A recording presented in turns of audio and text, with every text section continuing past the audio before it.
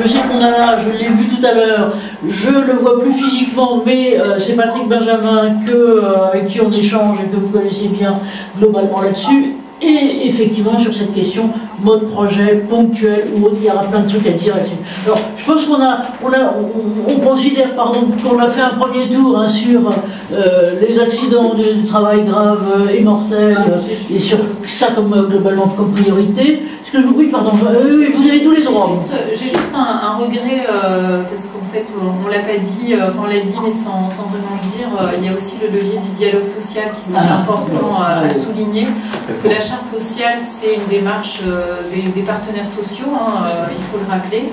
Et dans les mesures du CNOCT qui avaient été annoncées par la ministre du Travail, il y a la mobilisation, enfin les branches professionnelles sont appelées à se mobiliser sur le sujet de la prévention des accidents du travail graves et mortels. Donc là on parle de dialogue social de branche, mais il y a aussi le dialogue social en entreprise, et c'est des sujets dont les partenaires sociaux doivent s'emparer pour progresser aussi. Donc ça me semble aussi un levier. Ah, c'est très important. Voilà. Pardon, et merci de le rappeler, parce que c'est effectivement très important. Et pour vous dire les choses, c'était justement dans nos précédentes éditions deux conclusions, et notamment que moi j'ai aussi poussé Bernard Thibault sur cette bande savonneuse-là, qui est au moins pour les prochains JO, et puis pour d'autres que globalement on verra après, c'est qu'il y ait une forme de prescription, je ne sais pas comment, mais de prescription, de saisie du dialogue social là-dessus. Parce que pour vous dire les choses, moi je vous raconte toute la pénibilité que moi j'ai eue, je vais dire mentale, en charge mentale, si on peut dire, pour mener tout ça.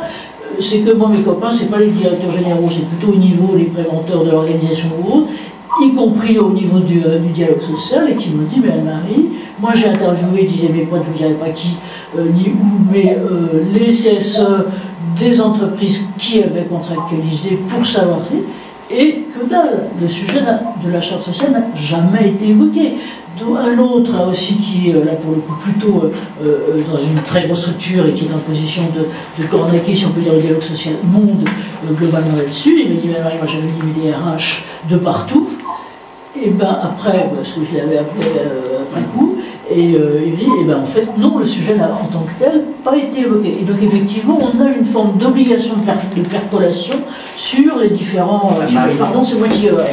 ici c'est Frédéric, heureusement que vous avez dit ça, merci. 10 secondes, est-ce que je peux prendre date pour évoquer tout à l'heure cette question, parce que je pense que c'est un sujet fondamental. Et je pense qu'il faut l'explorer un peu plus avant, parce qu'il y a des choses à dire là-dessus. Et j'abonde complètement dans ce que vous dites. Tout à fait. Heureusement que vous êtes là, vous avez rappelé ça. Absolument. C'est essentiel. Essentiel. Alors.